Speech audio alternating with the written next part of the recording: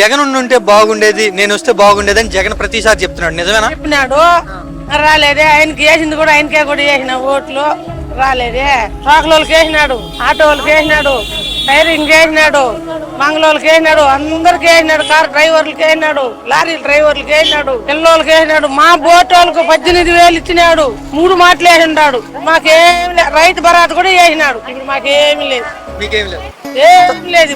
ఇప్పుడు ఈయన వచ్చినాక ఈ గేట్ 50 రూపాయలు, ఒక్క మంచికి 50 రూపాయలు. మీ వ్యాపారం చేసుకోవాలంటే కూడా 50 రూపాయలు ఒక్క మంచి. అంతకుముందు లేదు, అంతకుముందు లేదు.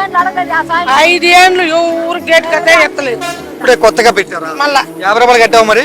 50 రూపాయలు కట్టను. గేట్లు ఏమన్నా కూర్చుండే మామూలు నువ్వు అమ్ముకున్నావు 50 రూపాయలు ఇచ్చి తీరాలి. అడగలేదా అంతకుముందు? లేదు, ఇప్పుడే ఎందుకు వచ్చింది 50 రూపాయలని?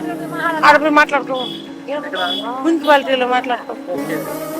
ఎత్తావా తట్టెత్తి ఆటో పెడతావు, లేదు ఎత్తుకోము అని అంట. దౌర్జన్యమే నేనే.